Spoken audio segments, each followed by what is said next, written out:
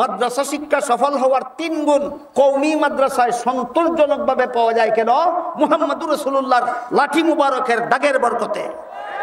এই মাদ্রাসাগুলি মুহাম্মদুর রাসূলুল্লাহর প্রতিষ্ঠিত। মুহাম্মদুর রাসূলুল্লাহর প্রতিষ্ঠিত মাদ্রাসায় পড়বে অথচ শিক্ষার সাথে দীক্ষা থাকবে না, হতেই পারে না। মুহাম্মদুর রাসূলুল্লাহর প্রতিষ্ঠিত মাদ্রাসায় লেখাপড়া করবে আর সুন্নতে রাসূল জামাতে সাহাবাকে আদর্শ মাপকাঠি মানবে না, হতেই পারে না। মুহাম্মদুর রাসূলুল্লাহর প্রতিষ্ঠিত মাদ্রাসায় লেখাপড়া করবে আর সত্যিকারের নায়েবে নবী ওয়ারাসাতুল আম্বিয়া হবে না, হতেই পারে না। এই মাদ্রাসাগুলি মুহাম্মদুর রাসূলুল্লাহর প্রতিষ্ঠিত। এর মধ্যে থেকে একটা মাত্র হাদিস আমি আপনাদের শোনাই। হাদিসের মর্মটা হলো, রাসূল বলেন, বনি ইসরাইলের বংশের মধ্যে একটা লোক ছিল নেককার, একাধারে 500 বছর পর্যন্ত আল্লাহর ইবাদত বন্দেগী করেছিল। আপনারা যারা এখানে বসা আছেন কতশো বছর ইবাদত করে এসেছেন? কতশো বছর ইবাদত করতে পারবেন বলে মনে করেন? রাসূল বলেন একটা নেককার লোক ছিল বনি ইসরাইলের বংশে, একাধারে 500 বছর পর্যন্ত আল্লাহর নির্ভেজাল ইবাদত করেছিল। নির্ভেজাল তাও কিভাবে? লোকালয়ে থেকে ইবাদত বন্দেগী করতে প্রায় সময় ডিস্টার্ব হয়। এই ডিস্টার্ব আজকাল আর বুঝাতে হয় না। ভদ্রলোক মসজিদে নামাজের জমাতে শরীক হলেন, ইমাম সাহেব মুসল্লিদেরকে নিয়ে রুকুতে গেলেন, সেজদাতে গেলেন। এমত অবস্থায় ভদ্রলোকের মোবাইল থেকে বাজনার আওয়াজ বাজা শুরু হইল। যতক্ষণ পর্যন্ত ইমাম সাহেব সালাম ফিরাইল না ততক্ষণ পর্যন্ত বাজনার আওয়াজের জ্বালা যন্ত্রণায় মুসল্লিরা শান্তি মতে নামাজ পড়তে পারল না। এমন অঘটন ঘটে কিনা? যদি একা একা নামাজ পড়তেন আপনি কোনো নীরব নির্জনে গিয়া, তাহলে এমন ডিস্টার্ব হইতো না। তাই রাসূল বলেন ওই লোকটা সমাজের কোনো মানুষের কোনো কাজের দ্বারা যেন তার ডিস্টার্ব না হয়, এই জন্য লোকালয় ছেড়ে দিয়ে সাগরের মধ্যে একটা দ্বীপে গেল ইবাদত বন্দেগী করার জন্য, যেই দ্বীপে কোনো বাড়িঘর নাই, মানুষ পশু নাই, খাদ্য নাই, পানীয় নাই। ওই দ্বীপের মধ্যে যাওয়ার পরে যখন তার পেটে খিদা লাগলো, এখন খাবে কি? আল্লাহ পাক রব্বুল আলামিন কুদরতি ব্যবস্থায় তার দ্বীপের মধ্যে একটা ডালিম গাছ সৃষ্টি করে দিলেন। খিদা পেলে একটা ডালিম গাছ থেকে একটা ডালিম পেরে খায়, তার খিদা নিবারণ হয়ে যায়। কিছুক্ষণ পরে যখন তার পানির পিপাসা হলো, সাগরের লুনা পানি তো পান করা যায় না, তাই আল্লাহ ওই দ্বীপের মধ্যে কুদরতি ব্যবস্থায় একটা মিঠা পানির ঝরনা সৃষ্টি করে দিলেন। এরপর থেকে ওই লোকটা সেই দ্বীপের মধ্যে খিদা পাইলে একটা ডালিম পেরে খায়, খিদা দূর হয়ে যায়। পিপাসা হলে ঝরনার থেকে এক গ্লাস মিঠা পানি খায়, পিপাসা দূর হয়ে যায়। আর বাকি সময় ইবাদত বন্দেগীতে কাটায়। এইভাবে লোকটা 500 বছর আল্লাহর ইবাদত করেছিল। 3 গুণ বিশিষ্ট ইসলামী শিক্ষা হয় সফল, 3 গুণ বিবর্জিত ইসলামী শিক্ষা বিফল হতে বাধ্য। পরবর্তী কথাগুলি আমরা ধারাবাহিকভাবে বোঝার জন্য প্রথমেই মনে রাখি কত গুণ বিশিষ্ট ইসলামী শিক্ষা সফল হয়। 3 গুণ। 3 গুণের কোনো একটা গুণ অবর্তমান থাকলে সেখানে ইসলামী শিক্ষা পাওয়া যাবে, কিন্তু সেটা সফল শিক্ষা হবে না, সেটা বিফল শিক্ষা হতে বাধ্য। এই 3 গুণের প্রথম গুণ হলো শিক্ষার সাথে দীক্ষা, জানার সাথে মানা, ইলমের সাথে আমল। বলুন তো, একজন যদি ওযুর 4 ফরজ জানে কিন্তু দিনরাত 24 ঘন্টার মধ্যে একবারও ওযু করে না, তাহলে সে জানে না না মানে না? তাহলে আপনারা আশা করি বলতে পারবেন তার কাছে কি আছে কি নাই? শিক্ষা আছে, দীক্ষা নাই। জানা আছে, মানা নাই। এলেম আছে, আমল নাই। বুঝে থাকতে বলুন তো, এমন ইসলামী শিক্ষা সফল না বিফল? বিফল। আমার তো মনে হয় এই কথাগুলি বোঝা কোনো কঠিন ব্যাপার নয় কারোর জন্য, সবাই বুঝতে পারতেছে। অনুরূপভাবে আরেকজন মুসলমান নামাজের 13 ফরজ জানে, কিন্তু নামাজ পড়ে না একদিনও। বলতে পারেন এই লোকটার কাছে কি আছে কি নাই? শিক্ষা আছে, দীক্ষা নাই, জানা আছে, মানা নাই, এলিম আছে, আমল নাই। উদাহরণগুলি বুঝে থাকলে বলুন তো, এমন শিক্ষা সফল না বিফল? বিফল। তাহলে শিক্ষা সফল হয় দীক্ষার দ্বারা। এ কথাটা বুঝাবার জন্য আল্লাহ পাক রব্বুল আলামিন আলোচ্য আয়াতে লিয়াতাআল্লামু ফিদ্দীন না বলে লিয়াতাফাক্কাহু ফিদ্দীন বলেছেন। একটা হলো তাআল্লুম ফিদ্দীন আর একটা হলো তাফাক্কুহ ফিদ্দীন।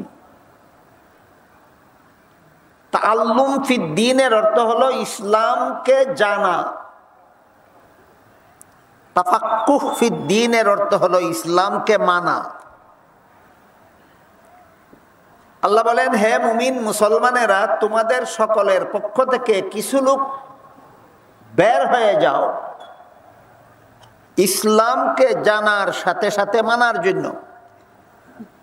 যদি বলতেন লিয়াতাআল্লামু ফিদ্দীন, তাহলে অর্থ হতো কিছু মুসলমান বের হয়ে যাও শুধুমাত্র ইসলামকে জানার জন্য। কিন্তু তা আল্লাহ বলেননি। আল্লাহ বলেছেন ইসলামকে জানার সাথে সাথে মানার জন্য বের হয়ে যাও। শুধু জানার জন্য বের হতে না বলে জানার সাথে মানার কথা বললেন কেন? কারণ মানা ছাড়া জানা বিফল। মানা ছাড়া জানা বিফল। এটা হলো ইসলামী শিক্ষা সফল হওয়ার প্রথম গুণ, জানার সাথে মানা। এই ধরনের বিভিন্ন সম্মেলন কেন্দ্রিক দেশের বিভিন্ন এলাকায় আমি প্রায় প্রতিদিন সফর করে থাকি, ভ্রমণ করে থাকি। রাস্তার পাশে চোখে পড়ে অনেক শিক্ষা প্রতিষ্ঠানের গেইটে লেখা থাকে,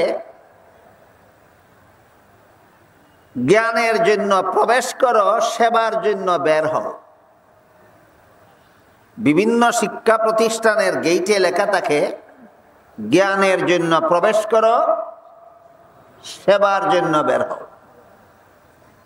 জ্ঞান মানে শিক্ষা। আমার এতক্ষণের কথা বুঝে থাকলে বলুন তো, শিক্ষা কি দীক্ষা ছাড়া সফল হয়? তাহলে যে লেখাটা কি সার্থক না অনর্থক? এটা একটা অনর্থক লেখা। সার্থক লেখা হবে শিক্ষা দীক্ষার জন্য প্রবেশ করো। কোন শিক্ষা প্রতিষ্ঠানের গেইটে যদি কোনো কিছু নীতিবাক্য লেখা থাকতেই হয় মূল্যবান, তাহলে শুধু শিক্ষার জন্য প্রবেশ করো লেখা থাকলে হবে না, শিক্ষা দীক্ষার জন্য প্রবেশ করো লেখা থাকতে হবে।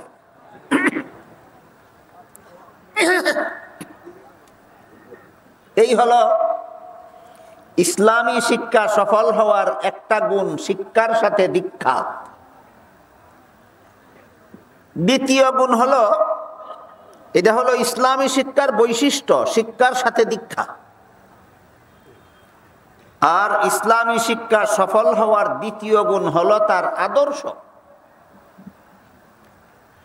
আদর্শ ইসলামী শিক্ষা হয় সফল, আদর্শহীন ইসলামী শিক্ষা হয় বিফল। এই লিয়াতাফাক্কাহু শব্দের ব্যাখ্যায় মুফাসসিরিনে কেরাম লিখেছেন, ইসলামী শিক্ষা সফল হওয়ার জন্য দুইটা আদর্শ আছে। একটা আদর্শ হলো নবীর সুন্নত, আর একটা আদর্শ হলো সাহাবায়ে কেরামের জামাত। ইসলামের শিক্ষা যদি নবীর সুন্নতের আদর্শ ভিত্তিক হয়, ইসলামী শিক্ষা যদি সাহাবায়ে কেরামের জামাতের আদর্শ ভিত্তিক হয়, সেই শিক্ষাটাই শুধু সফল হবে, সুন্নতে রাসূলের আদর্শ বিবর্জিত ইসলামী শিক্ষা, জামাতে সাহাবার আদর্শ বিবর্জিত ইসলামী শিক্ষা বিফল হতে বাধ্য। এর একটা উদাহরণ দেখুন। সুন্নতে রাসূল এবং জামাতে সাহাবার আদর্শের দ্বারা সুপ্রমাণিত যে সমস্ত নবী রাসূলগণ আজীবন বেগুনাহ, আজীবন বেগুনাহ। আল্লাহ পাক রব্বুল আলামিন পবিত্র কোরআনের এক আয়াতে বলেন, লা ইয়ানালু আহদিজ জালিমিন। এর অর্থ হলো কোন গুনাহগারকে আমি নবী বানাই না, কোন গুনাহগারকে নবী বানাই না। আর যাদেরকে নবী বানাই তারা কখনো গুনাহ করেন না। কথাটা বুঝে থাকলে বলুন তো, এটা এক দুইজন নবীর ব্যতিক্রম ঘটনা বেগুনাহ হওয়াটা, না সকল নবীর জন্য সার্বজনীন মূলনীতি? কোন গুনাহগারকে নবী বানাই না, আর যাদেরকেই নবী বানাই তারা কেউ গুনাহ করে না। তাহলে কি বুঝলাম? আল্লাহর এই ঘোষণাটা এক দুইজন নবীর ব্যতিক্রম ঘটনা, না সকল নবীর জন্য সার্বজনীন মূলনীতি? সার্বজনীন মূলনীতি। আল্লাহর এই মূলনীতি সকল নবীর বেলায় প্রযোজ্য, একজন নবীও এর ব্যতিক্রম নন, একজন নবীও এর ব্যতিক্রম। কিন্তু পৃথক পৃথকভাবে আপনি বিভিন্ন নবীর জীবন ইতিহাস পড়লে দেখতে পাবেন, বিভিন্ন নবীর জীবনের বিভিন্ন ঘটনা এমন আছে যাকে আপনি মন গড়াভাবে ব্যাখ্যা করলে নবীকে গুনাহগার সাব্যস্ত করতে পারবেন। আর আল্লাহর সার্বজনীন মূলনীতি বজায় রেখে ব্যাখ্যা করলে কোন নবীর জীবনের কোন ঘটনার দ্বারা গুনাহগার সাব্যস্ত হবেন না। উদাহরণস্বরূপ হযরত আদম আলাইহিস সালামের কথা বলা যায়। আদম আলাইহিস সালামকে আল্লাহ জান্নাতে দিয়ে বলেছিলেন সব গাছের ফলমূল খাও, মাত্র একটি গাছের ফল খেতে আল্লাহ নিষেধ করেছিলেন। এটা তো প্রসিদ্ধ ঘটনা, কারো অজানা থাকার কথা নয়। আশা করি আপনারা সকলেই জানেন যে আদম আলাইহিস সালামকে আল্লাহ জান্নাতে দিয়ে সব রকমের ফলমূল খেতে অনুমতি দিয়ে একটি মাত্র গাছের ফল খেতে নিষেধ করেছিলেন। কিন্তু শেষ পর্যন্ত ইবলিসের ধোঁকায় পড়ে আদম নিষিদ্ধ গাছের ফল খেয়েছিলেন। এই ঘটনা কোরআনের বিভিন্ন আয়াতেও আছে, রাসূলের বিভিন্ন হাদিসেও আছে। এই ঘটনাটাকে যদি আপনি মন গড়াভাবে ব্যাখ্যা করেন তাহলে বলতে পারবেন যে আল্লাহর আদেশ নিষেধ লঙ্ঘন করলেই তো গুনাহ হয়। এগুলি এখান থেকে কিন্তু মন গড়া ব্যাখ্যা শুরু হইল। আল্লাহর আদেশ নিষেধ লঙ্ঘন করলেই তো গুনাহ হয়, তাই আদম যেহেতু পরিষ্কারভাবে আল্লাহর নিষেধ লঙ্ঘন করেছেন, সুতরাং এর মাধ্যমে আদম গুনাহ করেছেন। এইভাবে ঘটনাটাকে ব্যাখ্যা করলে করা যায়, ঘটনাটাকে এইভাবে ব্যাখ্যা করলে করা যায়। আমার কথা বুঝে থাকলে বলুন তো, এইভাবে ব্যাখ্যা করলে আল্লাহর সার্বজনীন মূলনীতিটা ঠিক থাকে না লঙ্ঘন হয়ে যায়? সুতরাং পরিষ্কার হয়ে গেল তোমার ব্যাখ্যা এটা মন গড়া। সুতরাং তুমি যে কোরআন হাদিস পড়ে শিখেছ আল্লাহ আদমকে একটি গাছের ফল খেতে নিষেধ করেছিলেন, ইবলিসের ধোঁকায় পড়ে আল্লাহ সেই নিষেধ লঙ্ঘন করে নিষিদ্ধ গাছের ফল খেয়েছিলেন, তোমার এই শিক্ষা আদর্শ বিবর্জিত শিক্ষা। তোমার ইসলামী শিক্ষা তোমাকে পথভ্রষ্ট বানাইল। কোন শিক্ষা পথভ্রষ্ট বানাইল? ইসলামী শিক্ষা। এটা তো ইসলামী শিক্ষার একটা অংশ। আল্লাহ আদমকে জান্নাতে দিয়ে বলেছিলেন সব গাছের ফল খাও, একটি গাছের ফল খেতে আল্লাহ নিষেধ করেছিলেন। এটা জাগতিক শিক্ষার একটা অংশ না ইসলামী শিক্ষার একটা অংশ।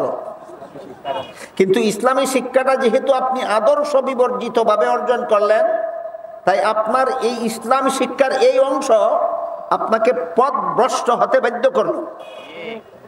বলুন শিক্ষার অভাবে না আদর্শ বিবর্জিত শিক্ষার অভাবে? আদর্শ বিবর্জিত শিক্ষার অভাবে। এই জন্য ইসলামী শিক্ষা সফল হওয়ার দ্বিতীয় গুণ হলো আদর্শ ভিত্তিক ইসলামী শিক্ষা হতে হবে। ইসলামী শিক্ষার আদর্শ হলো সুন্নতে রাসূল এবং জামাতে সাহাবা। যারা এই দুইটা আদর্শ মানে তাদেরকেই পরিভাষাগতভাবে আহলে সুন্নাত ওয়াল জামাত বলা হয়। তাহলে এখন আমাদের মনে প্রশ্ন জাগা দরকার, তাহলে আদমের ঘটনাটাকে কিভাবে ব্যাখ্যা করলে আল্লাহর সার্বজনীন মূলনীতিটা ঠিক থাকে? মন গড়া ব্যাখ্যা করলে তো আল্লাহর সার্বজনীন মূলনীতিটা ঠিক থাকে না। কাজে আদমের ঘটনাটাকে কিভাবে ব্যাখ্যা করলে আল্লাহর ঘোষিত সার্বজনীন মূলনীতিটা ঠিক থাকে? কথাগুলি বুঝার স্বার্থেই জিজ্ঞাসা করছি, আপনাদেরকে জিজ্ঞাসা করতে চাই এই ব্যাপারে আল্লাহর সার্বজনীন মূলনীতিটা কি ছিল? একটু দুই একজনে বলুন। কোন গুনাহগারকে নবী বানাই না, আর যাদেরকে নবী বানাই তারা কোনোদিন গুনাহ করে না। এক দুইজন নবীর ব্যতিক্রম ব্যাপার না, সকল নবীর বেলায় সার্বজনীন মূলনীতি। সকল নবীর বেলায় যদি সার্বজনীন মূলনীতি হয়ে থাকে তাহলে তো এটা আদম নবীর বেলায়ও প্রযোজ্য। কি বলেন? তাহলে আদম নবীর বেলায় প্রযোজ্য হয়ে থাকলে নিষিদ্ধ গাছের ফল খাওয়ার ঘটনাটাকে কিভাবে ব্যাখ্যা করতে হবে? মুফাসসিরিন কেরাম তাফসীরের কিতাবে আদমের নিষিদ্ধ গাছের ফল খাওয়ার ঘটনাকে ইসলামী আদর্শ মোতাবেক ব্যাখ্যা করেছে। আদর্শ বিবর্জিত ব্যাখ্যা নয়, আদর্শ অনুপাতে ব্যাখ্যা করেছেন। সেই ব্যাখ্যা হলো মানুষের জীবনের কোনো কাজের দ্বারা সওয়াব হয় অথবা কোনো কাজের দ্বারা গুনাহ হয়, দুনিয়ার জীবনে জান্নাতি জীবনে নয়। আমার কথা বুঝে থাকলে বলুন, মানুষের কোনো কাজের দ্বারা সওয়াব হয়, কোনো কাজের দ্বারা গুনাহ হয় কোন জীবনে? জান্নাতি জীবনের কোনো কাজে সওয়াব নাই, গুনাহ নাই। এবার বলুন, আদম কোন জীবনে নিষিদ্ধ গাছের ফল খেয়েছিলেন? এর সাথে সওয়াবেরও কোনো সম্পর্ক নাই, গুনাহরও কোনো সম্পর্ক নাই। তাহলে এই ব্যাখ্যাটা আল্লাহর নির্ধারিত সার্বজনীন মূলনীতি লঙ্ঘনকারী না পোষণকারী? আল্লাহর নির্ধারিত মূলনীতি রক্ষা করে মুফাসসিরিন কেরাম এভাবে বহু ব্যাখ্যা করেছেন। এইগুলি হলো আদর্শ ইসলামী শিক্ষার ফলাফল। সুতরাং আদর্শ বিবর্জিত ইসলামী শিক্ষা বিফল হতে বাধ্য, আদর্শ ইসলামী শিক্ষা হবে সফল। এছাড়া ধরুন রমজান মাসের দিনের বেলায় আপনি রোজা রেখেছিলেন, আপনাকে আল্লাহ কি আদেশ করেছিলেন? দিনের বেলায় খাওয়া দাওয়া করো না নিষিদ্ধ? কিন্তু কোন রোজাদার যদি নিজের রোজার কথা ভুলে গিয়ে দিনের বেলায় খাওয়া দাওয়া করে ফেলে, অনেক সময় অনেকে করে ফেলে, বিষয়টা আপনাদের কারো জানা থাকলে বলুন তো তার কি পরিমাণ গুনাহ হয়? কেন গুনাহ হয় না? আল্লাহর নিষেধ লঙ্ঘন হইল তো। হ্যাঁ, তাহলে আল্লাহর আদেশ নিষেধ লঙ্ঘন করলেই গুনাহ হয় যে একটা কথা, ঢালাও ভাবে সব ক্ষেত্রে সঠিক নয়। ঢালাও ভাবে সব ক্ষেত্রে সঠিক নয়।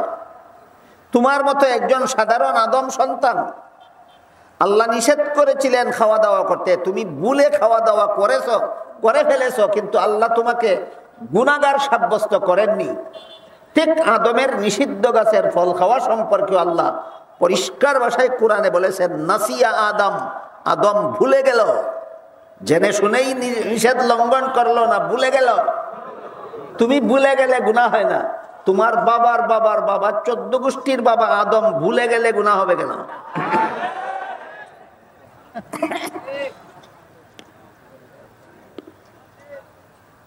এই একটিমাত্র সাধারণ উদাহরণের মাধ্যমে আমি আপনাদেরকে বোঝাবার চেষ্টা করেছি যে ইসলামী শিক্ষা অর্জন করে ফেললেই সফল হয় না, ইসলামী শিক্ষার আদর্শ আছে। ইসলামী শিক্ষা সফল হওয়ার জন্য আদর্শ হইল দুইটা, একটা নবীর সুন্নত, আরেকটা সাহাবায়ে কেরামের জমাত। আমি দুঃখিত, আমার মূল আলোচনার থেকে একটু দূরে সরে যেতে হবে, তা না হইলে আরেকটা উদাহরণ দিতাম।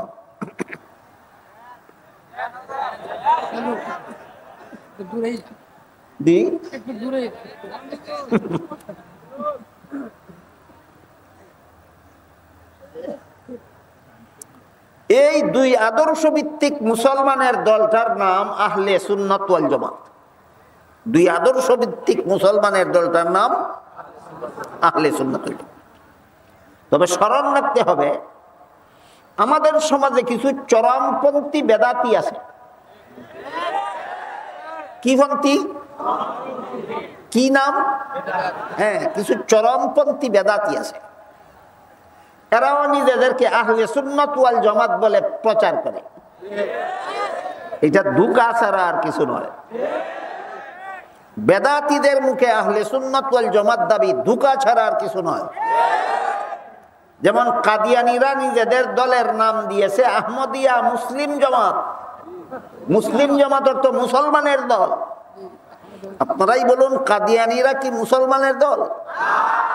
কাফিরের দল নিজেদের দলের নাম মুসলমানের দল রাখে কেন? সরল মুসলমানকে ধোঁকা দেওয়ার জন্য। ঠিক তেমনি ভাবে বেদাতীরা নিজেদেরকে সুন্নি বলে কেন? সাধারণ মুসলমানকে ধোঁকা দেওয়ার জন্য। এই ধোঁকাবাজি আহলে সুন্নাত ওয়াল জামাত নয়। সত্যিকারের আহলে সুন্নাত ওয়াল জামাত হলো তারা যারা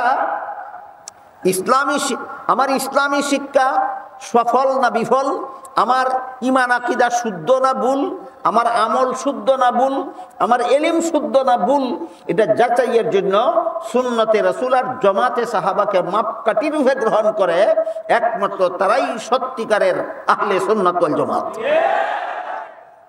আমার ইলম সহি না গলত, আমার আকীদা সহি না গলত, আমার আমল সহি না গলত, যাচাইয়ের জন্য হাদিস শরীফে আল্লাহর রাসূল দুইটা মাপকাঠি নির্ধারণ করে দিয়েছেন। একটা মাপকাঠির নাম সুন্নতে রাসূল, আর একটা মাপকাঠির নাম জামাতে সাহাবা। যারা মানে তারা সত্যিকারের আহলে সুন্নাত ওয়াল জামাত। আহলে সুন্নাত ওয়াল জামাতের আকীদা বিশ্বাস হলো বিশুদ্ধ ইসলামী আকীদা বিশ্বাস। পক্ষান্তরে এর বিপরীতে আছে আরো 72টা বাতিল পন্থী মুসলমানের দল। আহলে সুন্নাত ওয়াল জামাতের বিপরীতে আছে আরো 72টা মুসলমানের দল। এই 72টা মুসলমানের দলের মধ্যে একটা বাতিল দলের নাম আছে মুতাজিলা। এই নামটা মনে রাখুন। 72টা বাতিলপন্থী মুসলমানের দলের মধ্যে একটা মাত্র দলের নাম আছে মুতাজিলা। আহলে সুন্নাত ওয়াল জামাতের বিশুদ্ধ আকীদা হলো, আল্লাহ যদি হাসরের বিচারে কোনো ইমানদার নেককার কেউ জাহান্নামের শাস্তি দেন, ইমানদার নেককার কেউ যদি আল্লাহ জাহান্নামের শাস্তি দেন, তাতেও আল্লাহর অবিচার হবে না। আর কোন ইমানদার গুনাহগারকে মাফ করে যদি আল্লাহ জান্নাতে দিয়ে দেন, তবু আল্লাহর অবিচার হবে না। পক্ষান্তরে মুতাজিলাদের ভ্রান্ত বিশ্বাস হলো, নেককারকে যদি আল্লাহ জাহান্নামে দেন, তবুও সেটা হবে আল্লাহর অবিচার। গুনাহগারকে যদি মাফ করে দেন, সেটাও হবে অবিচার। বলুন তো, মুতাজিলা দলের আকীদা বিশ্বাস শুদ্ধ না ভ্রান্ত? ভ্রান্ত। এই ক্ষেত্রে আহলে সুন্নাত ওয়াল জামাতের আকীদা বিশ্বাস শুদ্ধ। বিশেষত ইমানদার নেককার ব্যক্তিটাকে আল্লাহ জাহান্নামের শাস্তি দিলে অবিচার হবে না কিভাবে, এই কথাটা অনেকের বুঝে আসে না। এই কথাটা অনেকের বুঝে আসে না। এই লোকটার আমল নামায় কোনো গুনাহ নাই, সে ইমানদার ছিল, নেক আমল করতে করতে মরল, এই লোকটাকে জাহান্নামে দিলে অবিচার হয় না কিভাবে? এই বিষয়টা স্থূল দৃষ্টিতে দেখা যায় মুতাজিলাদের মতবাদ সঠিক, আহলে সুন্নাত ওয়াল জামাতের মতবাদটা সঠিক বলে অনেকের বুঝে আসে না।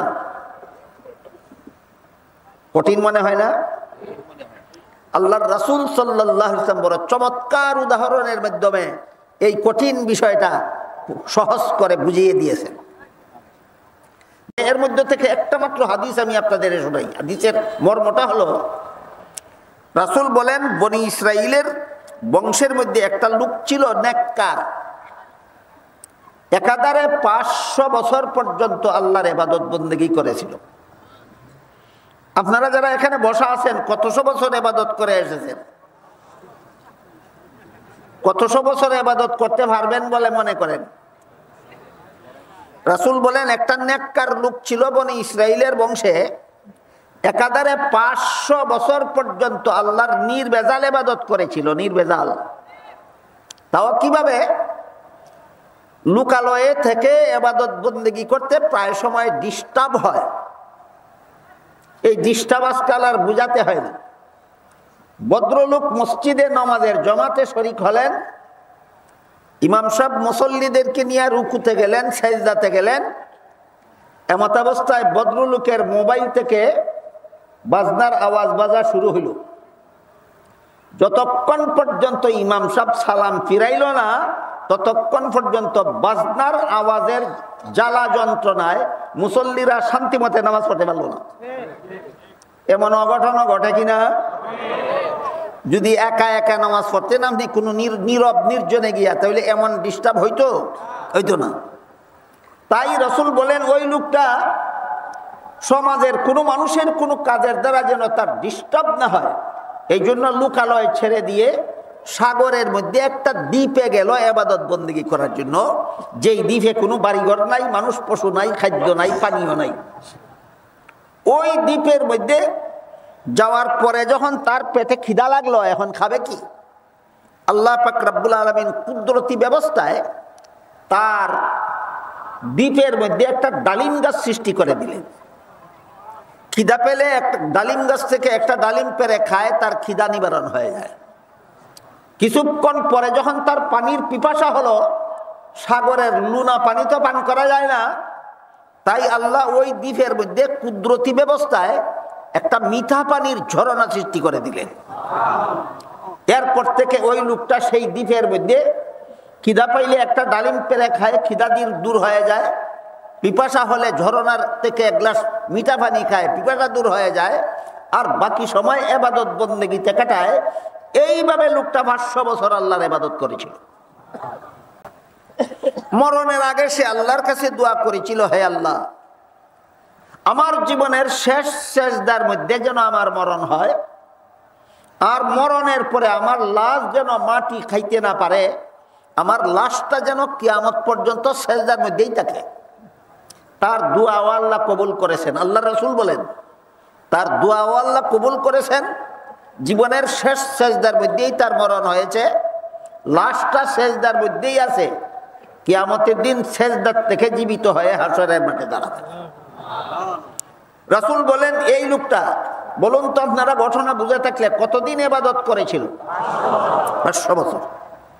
হাসরের মাঠে দাঁড়াবার পরে আল্লাহ একজন ফেরেশতাকে বলবেন, এ ফেরেশতা, আমার এই বান্দার আমলনামায় গুনাহ একটাও নাই, গুনাহ একটাও নেই, আছে শুধু 500 বছরের ইবাদতের সওয়াব। কতদিনের? 500 বছরের ইবাদতের সওয়াব। তাই আল্লাহ ফেরেশতাকে বলবেন, হে ফেরেশতা, আমার বান্দাকে আমার দয়ায় জান্নাতে পৌঁছে দাও। রাসূল বলেন, তখন ওই বান্দা আল্লাহকে জিজ্ঞাসা করবে, আপনার দয়ায় যদি আমার জান্নাতে যেতে হয়, তাহলে আমার 500 বছরের ইবাদত গেল কোথায়? রাসূল বলেন, তার প্রশ্নের জবাব না দিয়ে আল্লাহ আবারও ফেরেশতাকে বলবেন, আমার বান্দাকে আমার দয়ায় জান্নাতে পৌঁছে দাও। ওই বান্দা আবারও আল্লাহকে জিজ্ঞাসা করবে, আপনার দয়ায় যদি আমার জান্নাতে যেতে হয়, তাহলে আমার 500 বছরের ইবাদত কোন কাজে লাগলো? দুইবার রিপিট করার পরে আল্লাহ বলবেন, ঠিক আছে, তুমি যদি তোমার ইবাদত বন্দেগীর হিসাব নিকাশ করে জান্নাতে যেতে চাও, আমার আপত্তি নাই, হিসাব মিলাও। আল্লাহ হিসাব করেই জান্নাতে দিতে চেয়েছিলেন না হিসাব ছাড়া? হিসাবের ঝামেলাটা টেনে আনলো কে? নিজে। হিসাবের ঝামেলাটা টেনে আনলো কে? নিজে। আল্লাহ বলবেন, ঠিক আছে, হিসাব মিলাও। রাসূল বলেন, হাসরের মাঠে আল্লাহর সাথে ওই বান্দার হিসাব যখন শুরু হবে, আল্লাহ প্রথমে জিজ্ঞাসা করবেন, বলো তো তোমাকে আমি যখন তোমার মায়ের গর্ভে জন্ম দিয়ে পাঠিয়েছিলাম, তখন যদি এই দুইটা চক্ষু আমি দয়া করে তোমাকে না দিতাম, যখন তুমি একদিনের ইবাদত করনি, তুমি কোন রকমের ইবাদত আমাকে করার আগেই তোমার মায়ের গর্ভে যদি আমি জগৎটা দেখার মতো দুইটা চক্ষু না দিতাম, তাহলে তোমার 500 বছরের ইবাদত বিক্রি করে কি এমন দুইটা চক্ষু কিনতে পাওয়া যেত? বান্দা বলবে যে না, পাওয়া যেত না। আল্লাহ জিজ্ঞাসা করবেন, তাহলে তোমার 500 বছরের ইবাদতের দ্বারা আমার জান্নাতের মূল্য হবে দূরের কথা, দুইটা চোখের মূল্য কি হয়? সে বলবে না, বিচার মতে তো হয় না। আল্লাহ বলবেন, ঠিক আছে, তোমার বিচার মতে না হইলেও আমি গ্রহণ করলাম তোমার 500 বছরের ইবাদত আমার দেওয়া দুইটা চোখের বিনিময়। 500 বছরের ইবাদত আছে না দুই চোখের বিনিময়ে শেষ হয়ে গেছে? এবার আল্লাহ জিজ্ঞাসা করবেন, এবার বলো আমার দেওয়া দুইটা কানের মূল্য দিবে কে? আমার দেওয়া দুইটা হাতের মূল্য দিবে কে? আমার দেওয়া দুইটা পায়ের মূল্য দিবে কে? আমার দেওয়া 32টা দাঁতের মূল্য দিবে কে? আমার দেওয়া 20টা আঙ্গুলের মূল্য দিবে কে? আর 500 বছর ইবাদত করতে কত লক্ষ কোটি ডালিম খাইছিলা সেইগুলির মূল্য দিবে কে? কত লক্ষ গ্লাস পানি পান করছিলা সেইগুলির মূল্য দিবে কে? রাসূল বলেন, এই প্রশ্ন করার সাথে সাথে বান্দা নিরুত্তর হয়ে যাবে, কোনো জবাব দিতে পারবে না। তখন আল্লাহ ওই ফেরেশতাকেই বলবেন, এ ফেরেশতা, সে আমার প্রাপ্য পরিশোধ করতে পারে না, তাকে জাহান্নামে নিয়ে যাও। রাসূল বলেন, আল্লাহর হুকুম পাওয়া মাত্র ফেরেশতা তাকে টানা হেঁচড়া করে জাহান্নামের দিকে নিয়ে যাবেন। এমত অবস্থায় বান্দা চিৎকার দিয়ে বলতে থাকবে, আল্লাহ দরকার নাই হিসাব নিকাশের, দয়া করে এই জান্নাতে দিয়ে দাও। মুতাজিলার মতবাদ প্রমাণ হলো না আহলে সুন্নাতের মতবাদ প্রমাণ হলো? মুতাজিলার মতবাদ কি ছিল? নেককারকে জাহান্নামে দিলে আল্লাহর অবিচার হবে। অবিচার না সুবিচার? অবিচার না সুবিচার? হ্যাঁ, একটা গুনাহও যদি তোমার আমলনামায় না থাকে, 500 বছরের ইবাদতের সওয়াব নিয়েও যদি হাসরের মাঠে দাঁড়াও, আল্লাহ তোমাকে জাহান্নামের শাস্তি দিলে বিন্দু মাত্র অবিচার হবে না। সুতরাং এই বিষয়টা আমরা বুঝতে পারলাম কি আদর্শহীন ইসলামী শিক্ষার দ্বারা না আদর্শ ইসলামী শিক্ষার দ্বারা?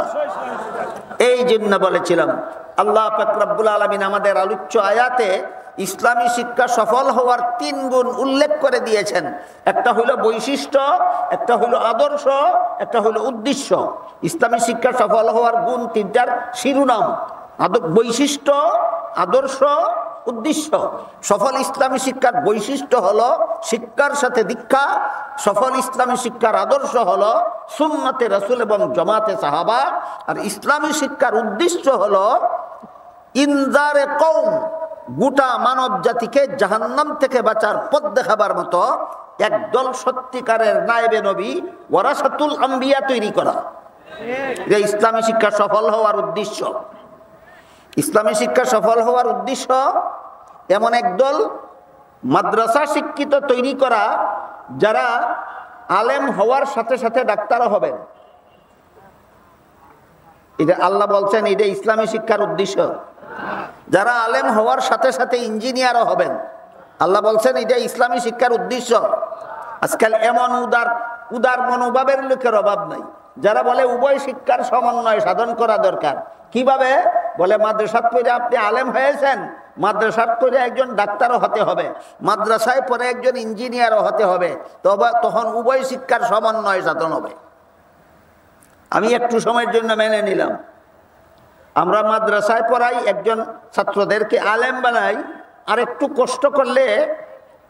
কষ্ট করলে জনগণের উপর একটু চাপ সৃষ্টি করলে হয়তো আরো কিছু ইনকাম হবে, তাকে মেডিকেল কলেজের সিলেবাস পড়াইয়া হয়তো ডাক্তারও বানাতে পারবো।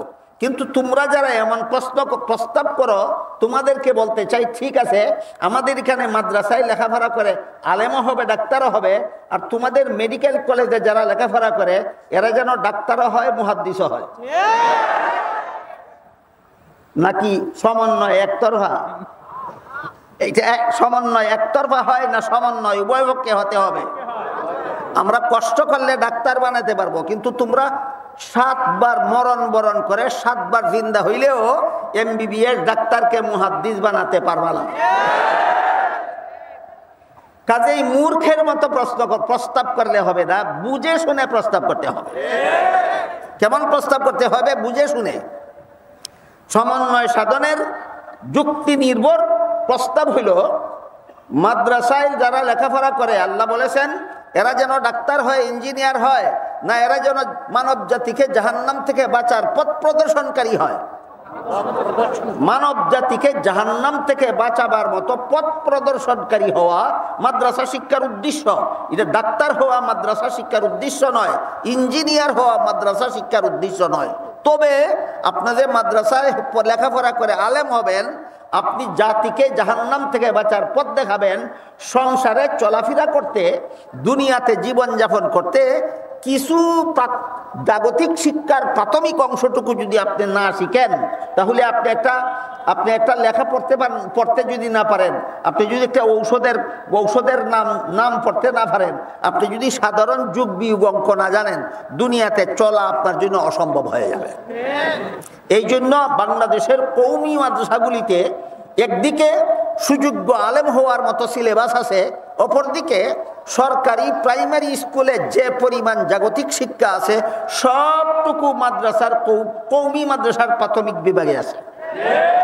প্রাইমারি স্কুলে যে পরিমাণ বাংলা পড়ানো হয়, প্রাইমারি স্কুলে যে পরিমাণ ইংরেজি পড়ানো হয়, প্রাইমারি স্কুলে যে পরিমাণ গণিত পড়ানো হয়, প্রাইমারি স্কুলে যে পরিমাণ ইতিহাস পড়ানো হয়, প্রাইমারি স্কুলে যে পরিমাণ ভূগোল পড়ানো হয়, প্রাইমারি স্কুলে যে পরিমাণ বিজ্ঞান পড়ানো হয়, তার 16 আনাটা ওই কওমি মাদ্রাসার প্রাথমিক বিভাগে পড়ানো হয়। সমন্বয় যতটুকু করা দরকার ছিল আমরা করে নিয়েছি। বাকি প্রাইমারি স্কুলে যারা পড়ে, হাই স্কুলে যারা পড়ে, কলেজ ভার্সিটিতে যারা পড়ে, এবার এদের কথা শুনুন। এক হাদিসে রাসূল করিম সাল্লাল্লাহু আলাইহি ওয়াসাল্লাম বলেন, তলাবুল ইলমি ফারিদাতুন আলা কুল্লি মুসলিম। এর মর্ম হলো, তর্জমা করে ব্যাখ্যা করে মর্ম বের করতে আমার একটু সময় ব্যয় হয়ে যাবে, এই জন্য সরাসরি মর্মটাই বলছি। এর মর্ম হলো সহি শুদ্ধ কলেমা কালাম শিক্ষা করা, সহি শুদ্ধ উযু গোসল শিক্ষা করা, সহি শুদ্ধ নামাজ বন্দেগী শিক্ষা করা সমস্ত মুসলমানদের জন্য ফরজ। আমার কথা বুঝে থাকলে বলুন, রাসূল কি বলেছেন? সহি শুদ্ধ উযু গোসল শিক্ষা করা শুধু মাদ্রাসার ছাত্রদের জন্য ফরজ। সহি শুদ্ধ নামাজ কালাম শিক্ষা করা শুধু মাদ্রাসার ছাত্রদের জন্য ফরজ না সমস্ত মুসলমানদের জন্য ফরজ? যারা শিখে না তারাই জাহান্নামে যাবে। কলেমা কালাম না শিখলেই জাহান্নামে যেতে হবে, ওযু গোসল না শিখলেই জাহান্নামে যেতে হবে, নামাজ কালাম না শিখলেই জাহান্নামে যেতে হবে। সুতরাং আমরা তো জাগতিক শিক্ষার সাথে সমন্বয় করে নিয়েছি, প্রাইমারি স্কুলের সবটুকু সিলেবাস আমাদের পাঠ্য তালিকাভুক্ত করে নিয়েছি, কিন্তু ইসলামের প্রাথমিক শিক্ষা এখনো স্কুলে পাঠ্য তালিকাভুক্ত করা হয়নি, এখনো হাই স্কুলে পাঠ্য তালিকাভুক্ত করা হয়নি, এখনো কলেজ ভার্সিটিতে পাঠ্যভুক্ত করা হয়নি। আমরা প্রাইমারি স্কুলের সবটুকু পড়াইয়া এই 5 বছরের ভিতরে প্রত্যেকটা ছাত্র ছাত্রীকে পাক্কা নামাজি বানাইয়া দেই। আর তোমরা এই 5 বছরে এই বিষয়গুলি পড়াইয়া প্রাইমারি স্কুলের ছাত্র ছাত্রীকে পাক্কা বেনামাজি বানাইয়া জাহান্নামে পাঠাইয়া দাও। সমন্বয় কোন দিক থেকে অভাব? সমন্বয় কোন দিক থেকে করা হলো আর কোন দিক থেকে অভাব? এই রকম বৈষম্যমূলক চিন্তা চেতনা, এমন বৈষম্যমূলক মনোভাব কেন সৃষ্টি হয়? কারণ হইল মাদ্রাসা শিক্ষার উদ্দেশ্য জানে না। মাদ্রাসা শিক্ষার উদ্দেশ্য জানে না, তাই আল্লাহ পরিষ্কারভাবে মাদ্রাসা শিক্ষার উদ্দেশ্য কোরআনে বর্ণনা করে দিয়েছেন। সফল মাদ্রাসা শিক্ষার একটা বৈশিষ্ট্য আছে, একটা আদর্শ আছে, একটা উদ্দেশ্য আছে। সফল মাদ্রাসা শিক্ষার বৈশিষ্ট্য শিক্ষার সাথে দীক্ষা, সফল মাদ্রাসা শিক্ষার আদর্শ সুন্নতে রাসূলের সাথে জমাতে সাহাবা। সফল মাদ্রাসার উদ্দেশ্য একদল ডাক্তার তৈরি করা না, মানব জাতিকে জাহান্নাম থেকে বাঁচার পথ দেখাবার উপযোগী একদল আলেম তৈরি করা, একদল আলেম তৈরি করা মাদ্রাসা শিক্ষার উদ্দেশ্য। এই যে 3 গুণ, সফল মাদ্রাসা শিক্ষার যে 3 গুণের বিবরণ আল্লাহ সংক্ষেপে হলেও ইঙ্গিতে হলেও এই আয়াতে দিয়েছেন, এই সফল মাদ্রাসা শিক্ষার এই 3 গুণ আমাদের বর্তমান দুনিয়ায় সফল মাদ্রাসা শিক্ষার আল্লাহর বর্ণিত 3 গুণ সন্তোষজনকভাবে কওমি মাদ্রাসায় পাওয়া যায়। সফল মাদ্রাসা শিক্ষার 3 গুণ সন্তোষজনকভাবে কোথায় পাওয়া যায়? কওমি মাদ্রাসায় পাওয়া যায়। কওমি মাদ্রাসার ছাত্রদেরকে শিক্ষার সাথে দীক্ষা দেওয়া হয়, কওমি মাদ্রাসা শিক্ষিতদেরকে সুন্নতে রাসূল এবং আদর্শ জামাতে সাহাবাকে আদর্শ মাপকাঠিতে বিশ্বাসী করা হয়, কওমি মাদ্রাসার ছাত্রদেরকে গোটা মানব জাতিকে জাহান্নাম থেকে বাঁচার পথ দেখাবার মতো আলেম বানানো হয়। আমার কথা বুঝে থাকলে এবার বলুন, আলোচ্য আয়াতে সফল মাদ্রাসা শিক্ষার যে 3 গুণের কথা আল্লাহ উল্লেখ করেছেন, এই 3 গুণ সন্তোষজনকভাবে কোথায় পাওয়া যায়? কওমি মাদ্রাসায়। এবার প্রশ্ন হলো কেন?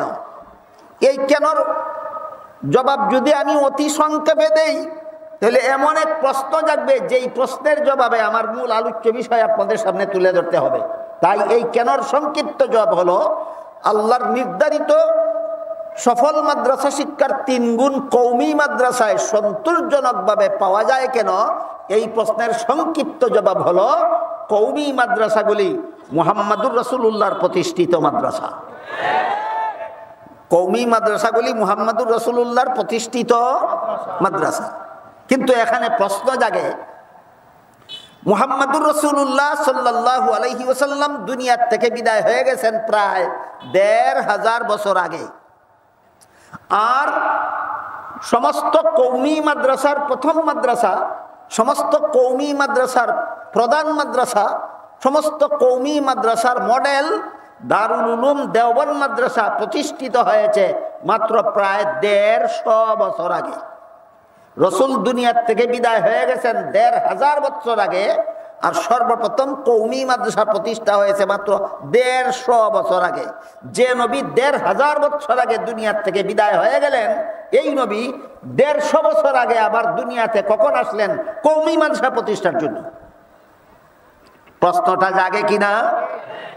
এই প্রশ্নের জবাব বোঝার জন্য অতি সংক্ষেপে আমাদের উপমহাদেশের মাদ্রাসা শিক্ষা ব্যবস্থার ইতিহাস সম্পর্কে একটু ধারণা দিতে হবে। উপমহাদেশের ইতিহাসে 3 প্রকার মাদ্রাসা শিক্ষা ব্যবস্থার বিবরণ পাওয়া যায়। এক প্রকার মাদ্রাসা শিক্ষা ব্যবস্থা চালু ছিল মুঘল আমলে, ইংরেজরা আমাদের দেশের শাসন ক্ষমতা দখল করার আগে। নিজেদের দেশের ইতিহাস অন্তত মোটামুটি ভাবে যদি কেউ জানেন, তাহলে বলুন তো, ইংরেজরা আমাদের দেশের শাসন ক্ষমতা জবরদখল করার আগে কারা দেশটা শাসন করত? মুঘলরা। মুঘল বংশের মুসলিম শাসকরাই দেশটা শাসন করত। এই সমস্ত মুঘল বাদশাদের মধ্যে একজনের নাম ছিল বাদশাহ আলমগীর। একজনের নাম ছিল বাদশাহ আলমগীর। ওই মুঘল মুসলিম শাসকদের আমলে ব্রিটিশ ইংরেজরা উপমহাদেশে বাণিজ্যের জন্য প্রবেশ করার অনুমতি নিল। আমাদের দেশে তারা আসবে ব্যবসা করার জন্য। যেসব পণ্য আমাদের দেশে সহজে পাওয়া যায় না, ওইগুলি তারা সস্তায় অন্য দেশ থেকে কিনে আমাদের দেশে এনে বিক্রি করবে। আর আমাদের দেশের যে সমস্ত উৎপাদিত পণ্য বহু মূল্যে বিক্রি করা যায় না, ওইগুলি বাইরের দেশে নিয়ে তারা মূল্যবান বিনিময়ে বিক্রি করে দেবে। এর মাধ্যমে মুঘল সম্রাটদের কাছে মুঘল সম্রাটদের সাথে ইংরেজদের একটা চুক্তি হয়েছিল। এই চুক্তির মাধ্যমে ব্যবসার জন্য তারা আমাদের দেশে আসবে। বলুন তো, কি উদ্দেশ্যে আমাদের দেশে প্রবেশ করার অনুমতি নিয়েছিল? ব্যবসার উদ্দেশ্যে। খ্রিস্টীয় 17 শতাব্দীর প্রথম দিকে ইংরেজরা আমাদের উপমহাদেশে প্রবেশ করেছিল। এই সময় মুঘলরা এই সারা ভারত উপমহাদেশ শাসন করতেন। তখন পাকিস্তান নামে আলাদা কোনো দেশ ছিল না, বাংলাদেশ নামে আলাদা কোনো দেশ ছিল না। বর্তমান ভারত, বাংলাদেশ, পাকিস্তান 3 দেশে এক দেশ ছিল, নাম ছিল ভারত উপমহাদেশ। নাম ছিল ভারত উপমহাদেশ। তখনকার ভারত উপমহাদেশে প্রায় 12 লক্ষ মাদ্রাসা ছিল। প্রায় 12 লক্ষ মাদ্রাসা ছিল। এই সমস্ত মাদ্রাসার নিজস্ব সম্পত্তি ছিল। মাদ্রাসার সম্পত্তির আয়ের দ্বারাই মাদ্রাসার সারা বছরের ব্যয়ভার বহন করা হতো। বুঝে থাকতে বলুন তো, মুঘল আমলে আমাদের দেশের প্রতিষ্ঠিত লক্ষ লক্ষ মাদ্রাসা পরিচালনার ব্যয়ভারের জন্য সরকারের কাছে ধর্ণা দিতে হতো না, পাবলিকের কাছে ধর্ণা দিতে হইতো না, নিজেদের সম্পদেই পরিচালিত হইতো? তাহলে ওইগুলিকে আমাদের বর্তমান সমাজের কওমি মাদ্রাসাও বলা যায় না, ওইগুলিকে আমাদের বর্তমান সমাজের সরকারি মাদ্রাসা বলা যায় না। আমাদের সমাজের বর্তমান সরকারি মাদ্রাসাগুলি সরকারি আর্থিক অনুদান ছাড়া চলে না, আর কওমি মাদ্রাসাগুলি কওম বা জনগণের আর্থিক অনুদান ছাড়া চলে না। ওই মাদ্রাসাগুলি এরকম ছিল না, না কওমের আর্থিক অনুদানের দরকার হইতো, না সরকারি আর্থিক অনুদানের দরকার হইতো। সুতরাং সেগুলিকে আমরা স্বয়ং সম্পূর্ণ মাদ্রাসা বলতে পারি। এমত অবস্থায় খ্রিস্টীয় 17 শতাব্দীর প্রথম দিকে ইংরেজরা বাণিজ্যের বাহানায়, বাণিজ্যের সুতায় আমাদের উপমহাদেশে প্রবেশ করে, আর পরবর্তী 100 বছরের ভিতরে সমস্ত উপমহাদেশের শাসন ক্ষমতা জবরদখল করে নিয়ে যায়। কি বলে ঢুকেছিল আর কি করেছিল? বাণিজ্যের কথা বলে ঢুকেছিল আর শাসন ক্ষমতা জবরদখল করে নিয়ে গেল। এই দুইটা কথা বলবেন না। বাণিজ্যের বাহানায় ঢুকেছিল আর শাসন ক্ষমতা জুড়ে দখল করে নিয়ে গেল। সমগ্র ভারত উপমহাদেশের শাসন ক্ষমতা ইংরেজরা জবরদখল করে নিয়ে যাওয়ার পর 12 লক্ষ মাদ্রাসার নামে যত সম্পত্তি ওয়াকফকৃত ছিল, সমস্ত সম্পত্তির ওয়াকফ বাতিল করে মাদ্রাসার সমস্ত সম্পদ সরকারের জুড়ে দখল করে নিয়ে গেল। এর মাধ্যমে উপমহাদেশের ওই স্বয়ং সম্পূর্ণ মাদ্রাসাগুলি অটোমেটিকলি বন্ধ হয়ে গেল। প্রথম প্রকার মাদ্রাসার ইতিহাস এখানেই শেষ। তারপর ইংরেজরা যখন এই দেশের সর্বময় ক্ষমতার অধিকারী, শাসন ক্ষমতার অধিকারী, আর এই দেশবাসী 40 কোটি মানুষ ইংরেজের গোলামি করে, এমত অবস্থায় কলিকাতা এলাকার বাসিন্দার সংখ্যাগরিষ্ঠ বাসিন্দা ছিল মুসলমান। তারা কলিকাতায় একজন বিখ্যাত বুজুর্গ আলেম বসবাস করতেন, তার নাম ছিল মুল্লা মাজুদ্দিন রহমতুল্লাহ আলাইহি।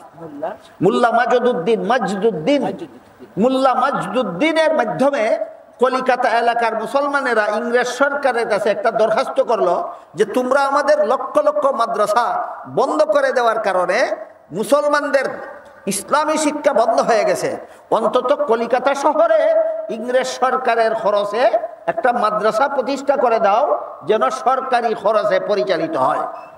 কলিকাতা এলাকাবাসী মুসলমানের আবেদন মঞ্জুর করে লর্ড ওয়ারেন হেস্টিংস 1781 খ্রিস্টাব্দে কলিকাতায় একটা মাদ্রাসা প্রতিষ্ঠা করে দেয় সরকারি খরচে, নাম দেয় কলিকাতা আলিয়া মাদ্রাসা। এখান থেকে উপমহাদেশের দ্বিতীয় প্রকার মাদ্রাসা শিক্ষা ব্যবস্থার ইতিহাস শুরু হয়। এখান থেকে উপমহাদেশের দ্বিতীয় প্রকার মাদ্রাসা শিক্ষার ইতিহাস শুরু হয়। 1781 খ্রিস্টাব্দে ইংরেজ সরকার সর্বপ্রথম আলিয়া মাদ্রাসা, কলিকাতা আলিয়া মাদ্রাসা নামে একটা মাদ্রাসা প্রতিষ্ঠা করে দেয়। ইতিমধ্যে ইংরেজ সরকার এই দেশের শাসন ক্ষমতা জুড়ে দখল করে নেওয়ার পর এই দেশ এবং দেশবাসীর, এই দেশের ধন সম্পদের, ইমান ইসলামের এবং মুসলমানের যত ক্ষতি সাধন করেছিল, এর ভিত্তিতে তৎকালীন ভারতের সবচেয়ে বড় আলেম ছিলেন একজন হযরত শাহ আব্দুল আজিজ মুহাদ্দিসে দেহলভী রহমতুল্লাহ। তিনি এই ডাকাত দলের হাত থেকে স্বাধীনতা পুনরুদ্ধার করার জন্য একটা বিপ্লবী ফতোয়া জারি করলেন। বলেন, ইংরেজ সরকার এই দেশের গণতান্ত্রিক সরকার ছিল না ডাকাত সরকার? এই দেশের মানুষের সমর্থনে বুথে গদি দখল করেছিল না জুরে দখল করেছিল? জুরে দখল করেছিল।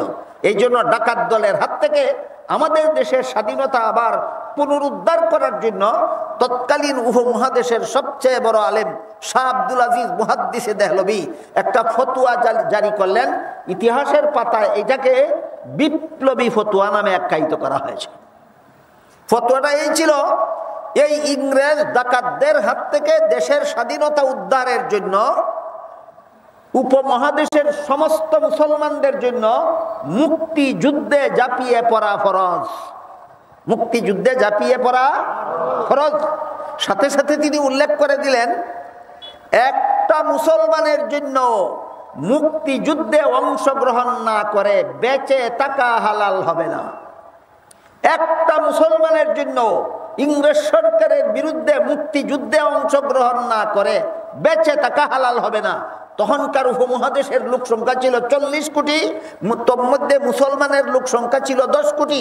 শাহ আব্দুল আজিজের বিপ্লবী ফতোয়ার ভিত্তিতে 10 কোটি মুসলমান একসাথে মুক্তিযুদ্ধে ঝাঁপিয়ে পড়েছিল। পরবর্তীতে অন্যান্যরাও মুক্তিযুদ্ধে অংশগ্রহণ করেছিল। ইতিহাস বুঝে থাকলে বলুন, এই ডাকাত দলের হাত থেকে দেশের স্বাধীনতা পুনরুদ্ধার করার জন্য সর্বপ্রথম বিপ্লব শুরু করেছিলেন কে? শাহ আব্দুল আজিজ। কিসের মাধ্যমে? ফতুয়ার মাধ্যমে। কিসের মাধ্যমে? ফতুয়ার মাধ্যমে। ফতুয়াতে উল্লেখ ছিল যে মুক্তিযুদ্ধে অংশগ্রহণ না করে এই দেশের একজন মুসলমানের জন্য বেঁচে থাকা হালাল হবে না।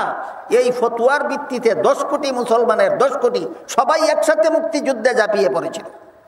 শাহ আব্দুল আজিজের ফতুয়ার কারণে মুক্তিযুদ্ধ শুরু হয়েছিল। মুক্তিযুদ্ধ শুরু হওয়ার কারণে ভারত স্বাধীন হয়েছিল। ভারত স্বাধীন হওয়ার কারণে পাকিস্তান স্বাধীন হয়েছিল। পাকিস্তান স্বাধীন হওয়ার কারণে বাংলাদেশ স্বাধীন হতে পেরেছিল। শাহ আব্দুল আজিজ ফতুয়া না দিলে মুক্তিযুদ্ধটা হইতো না। মুক্তিযুদ্ধ না হইলে ভারত স্বাধীন হইতো না। ভারত স্বাধীন না হইলে পাকিস্তান স্বাধীন হইতো না। পাকিস্তান স্বাধীন না হইলে বাংলাদেশ স্বাধীন হইতো না। সুতরাং বাংলাদেশের স্বাধীনতার ফাউন্ডেশন পাকিস্তানের স্বাধীনতা, পাকিস্তানের স্বাধীনতার ফাউন্ডেশন ভারতের স্বাধীনতা, ভারতের স্বাধীনতার ফাউন্ডেশন মুক্তিযুদ্ধ। আর মুক্তিযুদ্ধের চেতনা হইল ফতুয়া।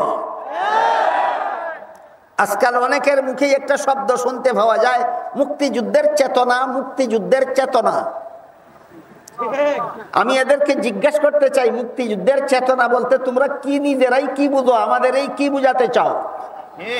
ইতিহাসের পাতায় লেখা আছে মুক্তিযুদ্ধের চেতনা ছিল শাহ আব্দুল আজিজের ফতুয়া। ইসলামের বিধান, ইসলামী বিধান ঘোষণা করাকে ফতুয়া বলে। ইসলামের বিধান ঘোষণা করাকে ফতুয়া বলে। সুতরাং যারা ইসলামের বিধানের পক্ষে এরাই মুক্তিযুদ্ধের চেতনার পক্ষে।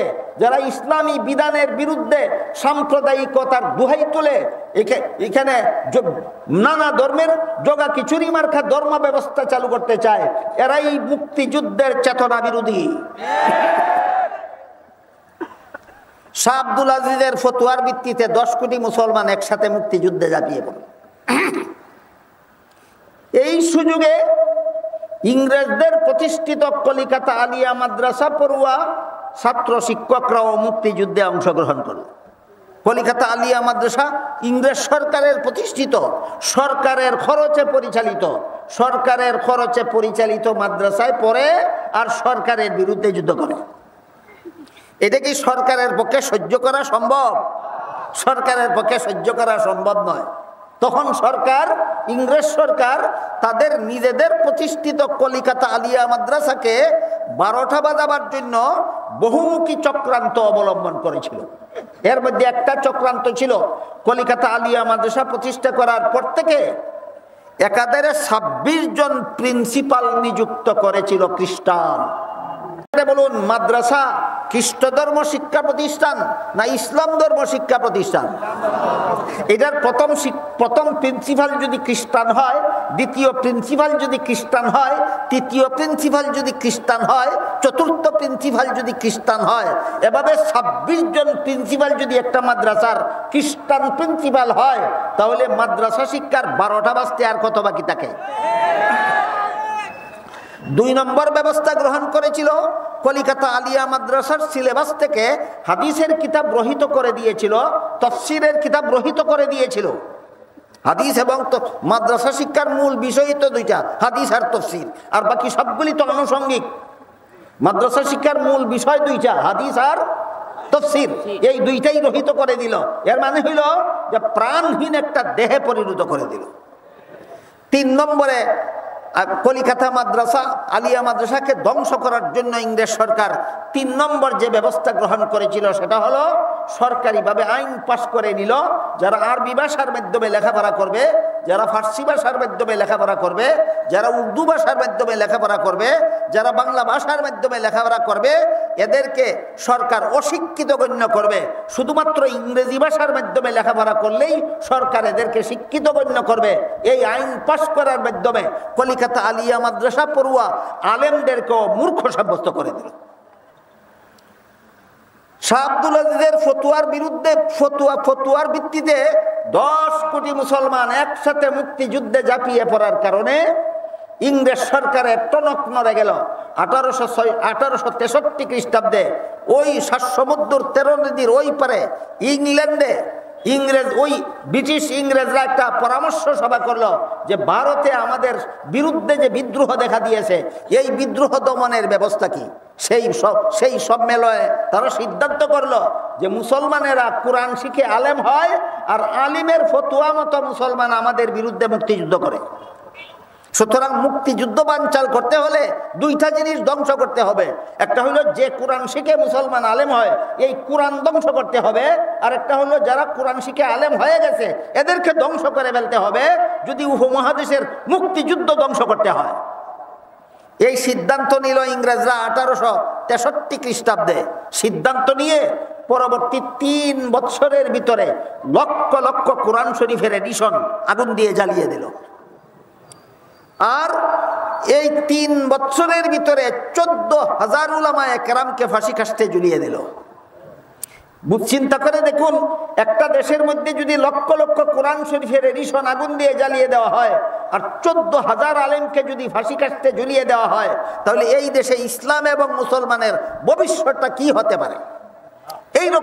এই রকম অবস্থা সৃষ্টি করে ইংরেজরা যখন আমাদের এই উপমহাদেশে এইরকম অবস্থা সৃষ্টি করেছিল, অপরদিকে শাহ আব্দুল আজিজের ফতোয়া মতে বড় বড় আলেমগণ ইংরেজের বিরুদ্ধে বিভিন্ন যুদ্ধের ময়দানে যুদ্ধ পরিচালনা করতেছিলেন। ইংরেজদের বিরুদ্ধে মুসলিম সৈনিকেরা যত রণক্ষেত্রে যুদ্ধ করেছিলেন, এই সমস্ত রণক্ষেত্রের মধ্যে একটা ইতিহাস বিখ্যাত রণক্ষেত্রের নাম শামলীর প্রান্তরে ইংরেজ সেনাবাহিনীর বিরুদ্ধে মুসলমান সৈনিকগণ যে সমস্ত সৈনিকেরা যুদ্ধ করেছিলেন, এই সমস্ত মুসলমান সৈনিকদের প্রধান সেনাপতি ছিলেন আল্লামা কাসিম নানতুবি রহমতুল্লাহি আলাইহি। এই আল্লামা কাসিম নানতুবি, এই ব্যক্তিটার কিছু পরিচয় আমরা আগে শুনি, তারপরে তার ইতিহাসটা শুনি। আল্লামা কাসিম নানতুবি রহমতুল্লাহি আলাইহি বংশের দিক থেকে হযরত আবু বকর সিদ্দিক রাদিয়াল্লাহু আনহুর বংশধর। কাসিম নানতুবি বংশের দিক থেকে কার বংশধর ছিলেন? আবু বকর সিদ্দিক রাদিয়াল্লাহু আনহুর বংশধর ছিলেন।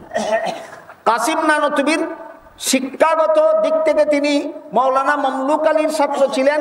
মাওলানা মামলুক আলী শাহ আব্দুল আজিজের ছাত্র ছিলেন। শাহ আব্দুল আজিজ হযরত উমর ফারুকের বংশধর ছিলেন। আর কাসিম নানতুবির রাজনৈতিক পরিচয় হলো তিনি শামলীর প্রান্তরে ইংরেজ সেনাবাহিনীর বিরুদ্ধে মুসলিম সৈনিকদের প্রধান সেনাপতি ছিলেন। এই কাসিম নানতুবি যখন দেশের সার্বিক পরিস্থিতিটা দেখলেন যে ইংরেজরা কলিকাতা আলিয়া মাদ্রাসাকে 12টা বাজাইয়া দিল, আর ইংরেজরা 14,000 উলামায়ে কেরামকে ফাঁসি কাস্টে ঝুলিয়ে দিল, ইংরেজরা উপমহাদেশের 12 লক্ষ মাদ্রাসা ধ্বংস করে দিল, ইংরেজরা উপমহাদেশের লক্ষ লক্ষ কোরআন শরীফের এডিশন জ্বালিয়ে দিল, তখন আল্লামা কাসিম নানতুবি রহমতুল্লাহি আলাইহি কাসিম নানতুবির 3টা পরিচয় আপনাদের সামনে তুলে ধরেছি। একটা হলো বংশগত পরিচয়, একটা হলো শিক্ষাগত পরিচয়, আর একটা হলো রাজনৈতিক পরিচয়। আবার বলছি, কাসিম নানতুবির বংশগত পরিচয়, তিনি হযরত আবু বকর সিদ্দিক রাদিয়াল্লাহু আনহুর বংশধর ছিলেন। কাসিম নানতুবির শিক্ষাগত পরিচয়, তার উস্তাদ ছিলেন মাওলানা মামলুক আলী, মাওলানা মামলুক আলীর উস্তাদ ছিলেন শাহ আব্দুল আজিজ, শাহ আব্দুল আজিজ হযরত উমরের বংশধর ছিলেন। কাসিম নানতুবির রাজনৈতিক পরিচয়, শামলীর প্রান্তরে ইংরেজ সেনাবাহিনীর বিরুদ্ধে মুসলমান যে সেনাবাহিনী যুদ্ধ করেছিল, এই মুসলিম সেনাবাহিনীর প্রধান সেনাপতি ছিলেন কাসিম নানতুবি রহমতুল্লাহ। এই কাসিম নানতুবি রহমতুল্লাহি আলাইহি পরবর্তীকালে দারুল উলুম দেওবন্দ মাদ্রাসা প্রতিষ্ঠা করে। দারুল উলুম দেওবন্দ মাদ্রাসা থেকে কওমি মাদ্রাসার ইতিহাস শুরু হয়। দারুল উলুম দেওবন্দ মাদ্রাসা থেকে কওমি মাদ্রাসার ইতিহাস শুরু হয়, আর কলিকাতা আলিয়া মাদ্রাসার থেকে সরকারি মাদ্রাসার ইতিহাস শুরু হয়। ভুলে যাবেন না, কলিকাতা আলিয়া মাদ্রাসা 1781 খ্রিস্টাব্দে লর্ড ওয়ারেন হেস্টিংস কলিকাতা এলাকাবাসী মুসলমানদের আবেদন ক্রমে কলিকাতায় যে মাদ্রাসা প্রতিষ্ঠা করে দিয়েছিল, নাম রেখেছিল কলিকাতা আলিয়া মাদ্রাসা। এই জন্য পরবর্তীকালে সরকারি খরচে যত মাদ্রাসা প্রতিষ্ঠিত হয়, সরকারি খরচে যত মাদ্রাসা পরিচালিত হয়, সবগুলিকে সরকারি মাদ্রাসা বলা হয়। কলিকাতা আলিয়া মাদ্রাসা 1781 খ্রিস্টাব্দে কলিকাতায় প্রতিষ্ঠা করা হয়েছিল। কিন্তু কলিকাতা আলিয়া মাদ্রাসার ছাত্র শিক্ষকরাও ইংরেজ সরকারের বিরুদ্ধে মুক্তিযুদ্ধে অংশগ্রহণ করার কারণে কলিকাতা আলিয়া মাদ্রাসাকেও ইংরেজ সরকার ধ্বংসের দ্বার প্রান্তে পৌঁছে দিয়েছিল। কলিকাতা আলিয়া মাদ্রাসার থেকে হাদিস তাফসীরের কিতাব রহিত করে দিয়েছিল। পরবর্তীকালের একটা ঘটনা আগে বলে রাখি, যদি পরে আমি সময় না পাই। সেটা হইল 1947 সালে যখন উপমহাদেশ স্বাধীন হইল, ইংরেজরা আমাদের দেশের শাসন ক্ষমতা আমাদের দেশবাসীর হাতে ছেড়ে পালিয়ে যেতে বাধ্য হইল। তখন হিন্দুদের জন্য হিন্দুস্তান স্বাধীন হইল, মুসলমানদের জন্য পাকিস্তান স্বাধীন হইল। বুঝে থাকতে বলুন তো, কলিকাতা আলিয়া মাদ্রাসা হিন্দুদের দেশে পড়লো না মুসলমানের দেশে পড়লো? হিন্দুদের দেশে পড়লো। এই জন্য 1947 সালে পাকিস্তান স্বাধীন হওয়ার পর আবার নূতনভাবে আন্দোলন করে কলিকাতা আলিয়া মাদ্রাসাকে ঢাকায় স্থানান্তর করা হয়, ঢাকার বক্সিবাজারে স্থাপন করা হয়। বর্তমানে ঢাকার বক্সিবাজারে যে সরকারি গভট আলিয়া মাদ্রাসা বিদ্যমান, এটা কলিকাতার থেকে স্থানান্তরিত, ঢাকায় প্রতিষ্ঠিত নয়। আমার কথা বুঝে থাকলে বলুন, বর্তমান ঢাকার বক্সিবাজারে যে সরকারি আলিয়া মাদ্রাসাটা বিদ্যমান, এটা ঢাকার প্রতিষ্ঠিত না কলিকাতার থেকে স্থানান্তরিত? কলিকাতার থেকে স্থানান্তরিত। এতটুকু কথা অগ্রিম স্মরণ রাখুন, পরে আবার এই কথাটা আসতেছে ইতিহাসের প্রেক্ষাপটে, পরে এই কথাটা আবার কাজে লাগবে। আল্লামা কাসিম নানতুবি রহমতুল্লাহি আলাইহি যখন দেখলেন ইংরেজ সরকার 1963 খ্রিস্টাব্দ থেকে 1966 খ্রিস্টাব্দ পর্যন্ত 3 বছরের ভিতরে লক্ষ লক্ষ কোরআন শরীফের এডিশন আগুন দিয়ে জ্বালিয়ে দিল, আর 14,000 উলামায়ে কেরামকে ফাঁসি কাস্টে ঝুলিয়ে দিল, তখন আল্লামা কাসিম নানতুবি রহমতুল্লাহি আলাইহি তৃতীয় প্রকার মাদ্রাসা শিক্ষা ব্যবস্থা চালু করার পরিকল্পনা গ্রহণ করলেন। 1781 খ্রিস্টাব্দ থেকে আলিয়া মাদ্রাসা শিক্ষা ব্যবস্থা চালু হয়েছিল, আর আল্লামা কাসিম নানতুবি 1866 খ্রিস্টাব্দ থেকে কওমি মাদ্রাসা শিক্ষা ব্যবস্থা চালু করেছেন। তাহলে কওমি মাদ্রাসা প্রতিষ্ঠা হওয়ার আরো 85 বছর আগেই এই দেশে আলিয়া মাদ্রাসা চালু হয়ে গেছিল। ইতিহাস বুঝে থাকলে একটু দয়া করে বলুন তো, যেই দেশে 85 বছর আগের থেকে সরকারি মাদ্রাসা চালু হয়ে গেল, এই দেশে 85 বছর পরে আবার কওমি মাদ্রাসা প্রতিষ্ঠার কি দরকার ছিল? কারণ যেই সরকারে সরকারি মাদ্রাসা প্রতিষ্ঠা করেছিল, সেই সরকারে নিজেই সরকারি মাদ্রাসাকে ধ্বংস করে দিয়েছিল। এই জন্য প্রয়োজনীয়তা দেখা দিল আর সরকারি অনুদানে নয়, এবার কওম বা জনগণের আর্থিক অনুদানে পরিচালিত মাদ্রাসা প্রতিষ্ঠা করতে হবে। এই পরিকল্পনা গ্রহণ করলেন সামলির যুদ্ধের প্রধান সেনাপতি আল্লামা কাসিম নানতুবি রহমতুল্লাহি আলাইহি। পরবর্তীকালে দারুল উলুম দেওবন্দের অনুসরণে উপমহাদেশে যত মাদ্রাসা প্রতিষ্ঠিত হয় সবগুলিকেই কওমি মাদ্রাসা বলা হয়। বুঝে থাকতে বলুন, সমস্ত কওমি মাদ্রাসার প্রথম মাদ্রাসা কোনটা? দারুল উলুম দেওবন্দ মাদ্রাসা প্রতিষ্ঠা করেছিলেন কাসিম নানতুবি। ইনি ছিলেন ইংরেজ বিরোধী মুক্তিবাহিনীর প্রধান সেনাপতি, ইংরেজ বিরোধী মুসলমান সেনাবাহিনীর, সামলির যুদ্ধের সেনাবাহিনীর প্রধান সেনাপতি। এই প্রসঙ্গে আমি আমাদের কওমি মাদ্রাসার উলামায়ে কেরামকে অনুরোধ করে বলতে চাই, কওমি মাদ্রাসার ছাত্রদেরকে বলতে চাই যে সর্বপ্রথম কওমি মাদ্রাসার প্রতিষ্ঠাতা কাসিম নানতুবি মুক্তিযোদ্ধাদের প্রধান সেনাপতি ছিলেন। এটা ভুলে গেলে চলবে না, কারণ আজকাল কেউ কেউ বলতে চায় যে মুক্তিযুদ্ধে নাকি মাদ্রাসা শিক্ষিতদের কোনো অবদান নাই। এরা ইতিহাস পরে কথা বলে না মুখস্থ কথা বলে, এরা ইতিহাস পরে কথা বলে না মুখস্থ কথা বলে। এই জন্য আমাদের কওমি মাদ্রাসার উস্তাদগণেরও কওমি মাদ্রাসার ইতিহাস জানা থাকা দরকার। আমাদের কওমি মাদ্রাসার ছাত্রদেরও কওমি মাদ্রাসার ইতিহাস জানা দরকার। উপমহাদেশের সমস্ত কওমি মাদ্রাসার প্রথম মাদ্রাসা দারুল উলুম দেওবন্দ মাদ্রাসা যে কাসিম নানতুবি প্রতিষ্ঠা করেছিলেন, এই কাসিম নানতুবি ছিলেন মুক্তিবাহিনীর সেনাপতি। কোন রণক্ষেত্রের? সামলি নামক রণক্ষেত্রে মুসলমান মুক্তিবাহিনী যে ইংরেজ বাহিনীর বিরুদ্ধে মুক্তিযুদ্ধ করেছিল, ওই মুক্তিবাহিনীর প্রধান সেনাপতি ছিলেন আল্লামা কাসিম নানতুবি রহমতুল্লাহ আলাইহি। কাসিম নানতুবি কয়েকজন অনুষঙ্গী নিয়ে পরিকল্পনা গ্রহণ করলেন তৃতীয় প্রকার মাদ্রাসা শিক্ষা ব্যবস্থা চালু করবেন। দেখুন, বলেছিলাম উপমহাদেশের ইতিহাসে 3 প্রকার মাদ্রাসা শিক্ষা ব্যবস্থার বিবরণ পাওয়া যায়। এক প্রকার ছিল মুঘল আমলে, এটাকে স্বয়ং সম্পূর্ণ মাদ্রাসা বলা যায়। ইংরেজরা শাসন ক্ষমতা দখল করার পর সবগুলি বন্ধ করে দিয়ে দ্বিতীয় প্রকার মাদ্রাসা শিক্ষা ব্যবস্থা ইংরেজ সরকার চালু করে, এইগুলিকে সরকারি মাদ্রাসা বলা হয়। আর তৃতীয় প্রকার মাদ্রাসা শিক্ষা ব্যবস্থা আল্লামা কাসিম নানতুবি 1866 খ্রিস্টাব্দে চালু করেন, এটার নাম কওমি মাদ্রাসা শিক্ষা ব্যবস্থা। কাসিম নানতুবি কয়েকজন অনুষঙ্গী নিয়ে পরিকল্পনা গ্রহণ করলেন, কওম বা জনগণের আর্থিক সহযোগিতায় পরিচালিত মাদ্রাসা প্রতিষ্ঠা করতে হবে। আরবি ভাষায় কওম শব্দের বিভিন্ন অর্থ আছে, এর মধ্যে একটা অর্থ জনগণ। আরবি ভাষায় কওম শব্দের একটা অর্থ জনগণ। এই মাদ্রাসাগুলিকে কওমি মাদ্রাসা কেন বলা হয়? এই মাদ্রাসার নিজস্ব সম্পত্তিও নাই, সরকারি খরচে চলেও না, কওম বা জনগণের আর্থিক অনুদানে চলে, এই জন্য এই মাদ্রাসাগুলিকে কওমি মাদ্রাসা বলা হয়।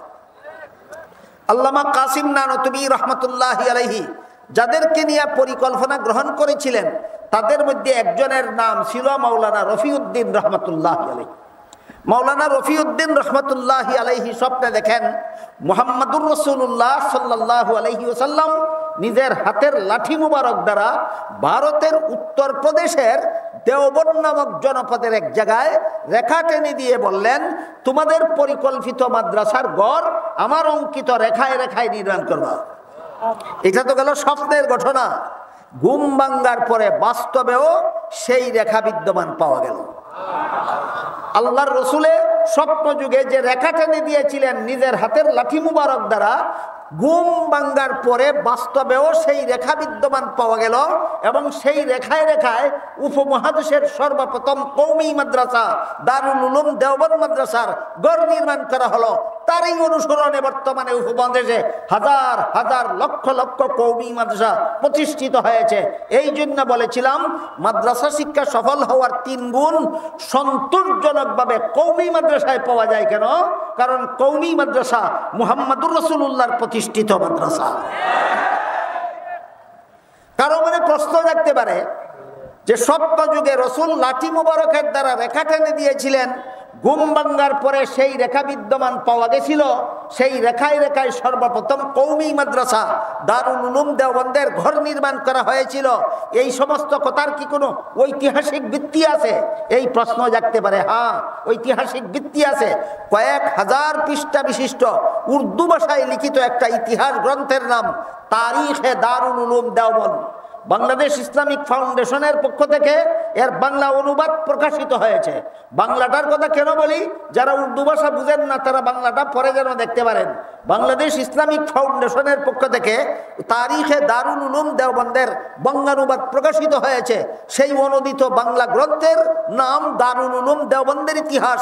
তার ভূমিকায় পরিষ্কার ভাষায় লেখা আছে, সপ্ত যুগে রসুল রেখা টেনে দিলেন, ঘুম ভাঙ্গার পরে বাস্তবেও রেখা পাওয়া গেল। রসুলের অঙ্কিত রেখায় রেখায় উপমহাদেশের সর্বপ্রথম কওমি মাদ্রাসা দারুল উলুম দেওবন্দ মাদ্রাসার ঘর নির্মাণ করা হয়েছে। সুতরাং এইটা ঐতিহাসিক ভিত্তি আছে এই তথ্যের। দ্বিতীয় প্রশ্ন মনে কারো জাগতে পারে যে দারুল উলুম দেওবন্দ মাদ্রাসার ফাউন্ডেশনের রেখা টেনে দেওয়ার জন্য যদি নবী এখানে আসতে পারেন তাহলে আমাদের মিলাদ মাহফিলে আসতে পারবেন না কেন? 12ই রবিউল আউয়ালে আমরা যখন জশ্নে জুলুসে ঈদে মিলাদুন নবী করি তখন আমাদের মিছিলে আসতে পারবেন না কেন? এগুলি হইল অনর্থক প্রশ্ন, কিন্তু জবাব না দিলে অনর্থক প্রশ্ন যাদের মনে বাসা বাঁধে এরা তৃপ্ত হতে পারে না। এই জন্য জবাবটা পরিশেষে দিয়ে দিতে চাই। সেটা হলো, দেওবন্দের জমিনে রেখা টেনে দেওয়ার জন্য যদি নবীর আসতে হয় তাহলে সেটা নবীর অলৌকিকতা হয় না, না এসে যদি রেখা স্বপ্নে পৌঁছে দিতে পারেন তাহলে অলৌকিকতা হয়। দেওবন্দের জমিনে রেখা টানার জন্য মদিনার নবীকে যদি দেওবন্দে আসতে হয় তাহলে সেটা অলৌকিকতা হয় না লৌকিক ব্যাপার? আমরা নবীর অলৌকিকতায় বিশ্বাসী। তিনি রেখা টেনে দেওয়ার জন্য আসেননি, তিনি মদিনা শরীফে শায়িত। হাদিস শরীফে রাসূল বলেছেন, আল আম্বিয়াউ আহইয়াউন ফি কুবুরিহিম, নবীগণকে দাফন করার পর জীবিত হয়ে কোথাও আগমন করেন না, রওজা শরীফের ভিতরে থাকেন। সুতরাং রসুলের এই সহি হাদিসের ভিত্তিতে আহলে সুন্নাত ওয়াল জামাতের মুসলমানদের আকীদা, আহলে সুন্নাত ওয়াল জামাতের ব্যাপারে সামান্য একটু আভাস দিয়েছি শুরুতেই। আহলে সুন্নাত ওয়াল জামাতের মুসলমানদের আকীদা, নবী সদা সর্বদা রওজা শরীফের ভিতরে থাকেন, আপনাদের কোনো অনুষ্ঠানে আগমন করেন না।